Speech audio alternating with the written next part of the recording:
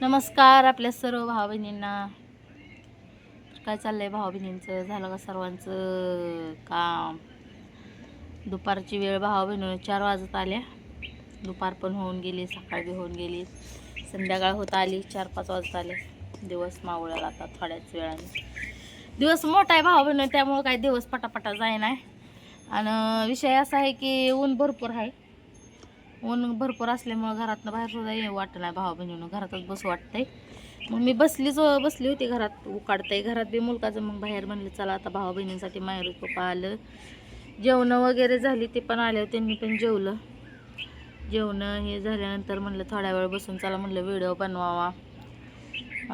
तर आजचा व्हिडिओचा मुद्दा असा आहे भाऊ बहिणींनो की आजकाल जी माझ्यावर आरोप लावले जातात आणि जी मला चुकीचं ठरवते ते का ना भावा बहिणींनो की मी अशी मी तशी.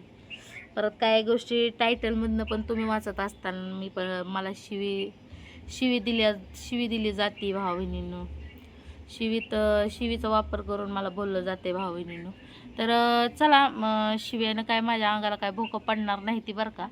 पण विषय एक आहे की माणसाने स्वतः लँग्वेज जरा चांगली वापरली तर त्यांच्यासाठी बी चांगलं होईल. जे ऐकतात त्यांच्यासाठी बी चांगलं होईल भावा बहिणींनो, बघतात त्यांच्यासाठी बी चांगलं होईल. कारण की आपली लँग्वेज जरा व्यवस्थित वापरली ना तर कोणाला काय वाटेल आणि कोणाला काय वाटेल ह्याचं मन दुखणार नाही, त्याचं अशी काळजी घ्यावी माणसांनी.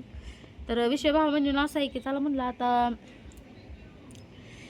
गप्प बसल्यानंतर भरपूरच काय असं ऐकायला मिळतं, त्यामुळं गप्प बसायचं नाही. जे आपल्याला चुकीचं वाटतं त्या विषयावर आपलं मुद्दा मांडलं पाहिजे ते. तर मी माझा मुद्दा मांडते भावा बहिणींनो. तर मी बोलते कुणाबद्दल हे तर तुम्हाला माहितीच आहे. तर नाव घ्यायचं नाही फक्त आपल्या व्हिडिओमधनं. काय म्हणते ते की समजणे वालों को इशारा काफी म्हणल्यासारखं आहे. तर आता ह्या व्हिडिओमध्ये मी नाव घेणार आहे कारण की हो डोकं तर लय दुखतंय का, असं विचाराने लय डोकं दुखतंय. मला वाटतंय मला पण होतो का काय मेंदूचा आजार, काय माहिती. लय डोकं दुखतंय मापाच्या बाहेर. आणि इथं तर काय करमत नाही, काय नाही. त्यात काय भाऊबीण अशी म्हणत होती की आता काल काही दिवस मी योगिता ताईकडे गेली होती घरच्या वादामुळं. पण विषय तिथं पण असा झाला की मला माहिती नव्हतं की पुन्हा पुढं जाऊन ते त्यांच्याच भावाची कड घेतलेली म्हणून. पण असू द्या, प्रत्येक बहिणीचं मन जीव भावावर असतो. जसं की माझं आहे तसंच त्यांचं पण आहे भावा बहिणींनो. प्रत्येक बहिणीच्या ह्याने विचार केला तर ती त्यांच्या भावाकडनं बोलल्या योग्य आहे. मला काय त्याचा राग येणार नाही. पण काय चूक आणि काय बरोबर आहे ती बघून त्यांनी बोलावं. मस्ती पण आता त्यांना बोलायची, भावांना पण बोलायची आहे, करायच्या. पण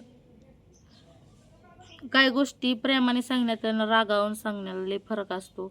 मला वाटत होतं की ही प्रेमानं सांगत नाही, ही प्रेमानं सांगते ती, हे करून सांगत नाही ती. प्रेमाने सांगितल्यानंतर भावा बहिणीनं माणूस आता जसं करते तसंच पुढं बी करत असतं. म्हणून मला वाटतं की असं काय दरडावून सांगितलं, एक मोठ्या माणसाचा आधार दाबदडापा कसा असतो तसं जर सांगितलं तर काय फायद्यात असतं. बरोबर आहे का? त्यांनी भाऊ बहिणीनं मला चुकीत ठरवलं ती त्यांच्या ह्यानं. परत आपले यूट्यूबर जी भाऊ बहीण बघतात व्हिडिओ त्यांनी पण मला काही चुकीचं बोलली. आता ती काय भाऊ बहिणींचं म्हणणं असं होतं की तू तुझ्या माहेरात जात नाही, तुला तुझ्या सासरवाडीत नवऱ्याच्या घरी खायला मिळत नाही म्हणून तू तिथं खायला प्यायला मिळतं म्हणून तिथं राहायचं म्हणती. तर भाऊ बहिणींनो, खाण्यापिण्याचा विषय इथं काहीच येत नाही. खाणं पिणं का फुटपाथवर सुद्धा माणूस मागूनही खातं पण उपाशी राहत नाही. खायला माणसं खायचं म्हणल्यावर भाऊ बहिणी हर प्रकारे कसं बी खाऊ शकतं माणूस. तर इथं लय चांगलं चुंगलं सोनं नाणं खाल्लं असल्यामुळे जी भाऊ बहीण म्हणते का ना खायला मिळतंय म्हणून तिथं राहिली. तर खायला काय मला तिथं रोज उठून सोनं नव्हतं खायला की सोनं खाऊन मी तिथं राहते म्हणून म्हणायला. माझ्या घरी पण मी अन्न खात होती आणि तिथं पण मी अन्नच खात होती. एवढंच आमचा विषय फक्त कुठला आहे की भांडण आमच्या घरी सारखं व्हायचं. म्हणून मला सोन्याचा घास जरी असला तरी ते नको वाटतो भावा बहिणीनं, भांडण कचकच सारखे असल्यानंतर. त्यामुळं मी गेले होते, आपलं वाद झालं होतं म्हणून.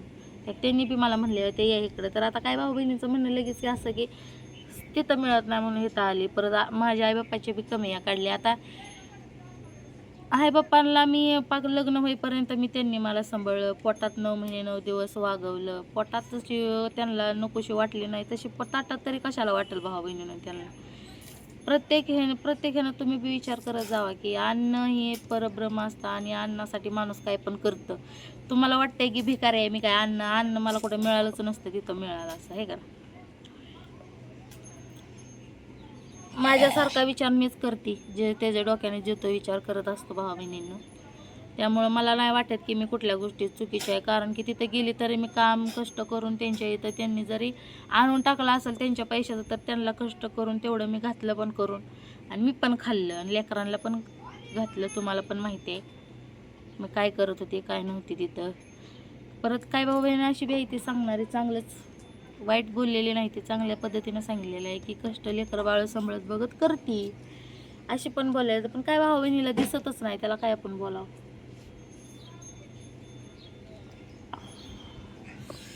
गार पाणी आहे भाऊ बहिणींनो, लय गार पाणी आहे, दाताला काळ्या. पाणी आणा घेऊ जाऊन, प्यायला पाणी नाही. आता लेक गेलेली. तर भाऊ बहिणींनो आता कालच गेली नणंद इथून, बारकी नणंद, पण पुन्हा माघारी यायला लागली मला भांडायला.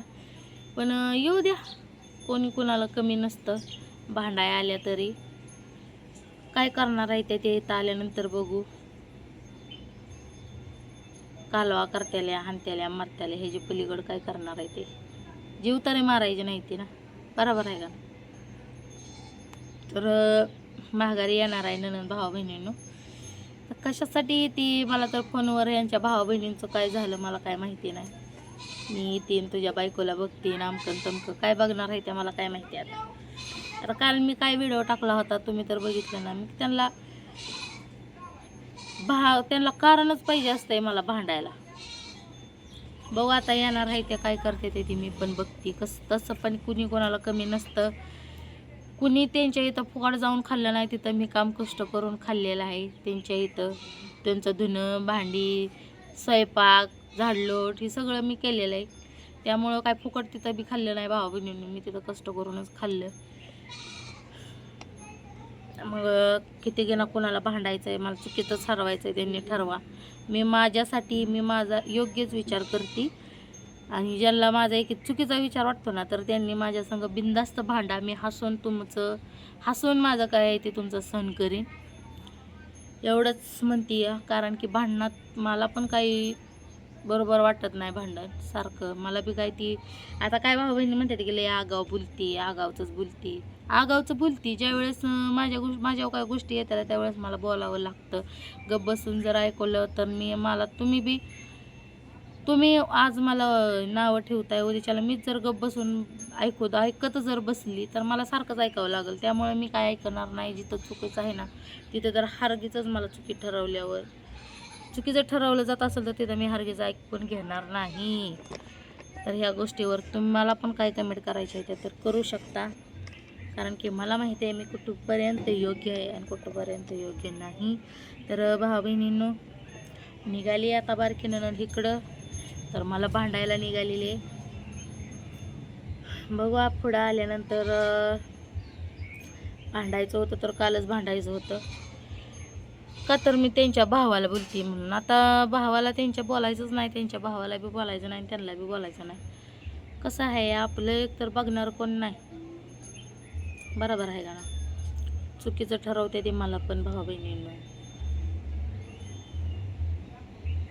काय असं ना त्यांच्या पद्धतीनं. आता मी माझ्या पद्धतीने व्हिडिओ बनवणार, जे आहे ते खरंच दाखवणार, सत्य दाखवणार. मग तुम्ही मला चुकीचं ठरवा किंवा माझ्या घरच्यांनी मला चुकीचं ठरवू द्या, मला काही फरक पडत नाही. कारण की मी माझ्यापर्यंत तर योग्य आहे. ह्याच्या पलीकडे मला काहीच नाही पाहिजे. 10 कमेंटमधनं एक जर मला कमेंट चांगली आली ना तरी तिथंच माझं फिटून जाते भावा बहिणीनं. कारण की ज्याने मला समजलं तीच चांगलं कमेंट करेन, ज्याला मी समजतच नाही ती मला वाईटच कमेंट करणार भावा बहिणींनो. आता ह्या विषयावर मी पुन्हा पण व्हिडिओ बनवणार आहे. कारण की लय डोसक्याला ताप होतो, टेन्शन होतं. नको ते विचार डोक्यात येतात भावा बहिणींनो. एक तर सकाळपासून डोकं दुखतंय, कुठलं ग्रहमान माझ्या मागं लागतं का, आंघोळसुद्धा केली नाही. एवढा उकाड्यात झोपली होती, डोकं दुखतंय म्हणून. आंघोळ नाही आणि पांघोळ नाही. पोरांना जेवाय करून घातलं चुलीवर, गॅस हे नाही काय नाही. मायराच्या पप्पाने गॅस नाही भरून आणला चुलीवर, त्यांना स्वयंपाक केला, पोरांना घातलं. मी भुईमुगाच्या शेंगा खाल्ल्या, मी काही जेवण केलं नाही भावा बहिणीनं. चला भेटू पुढच्या वेळेमध्ये.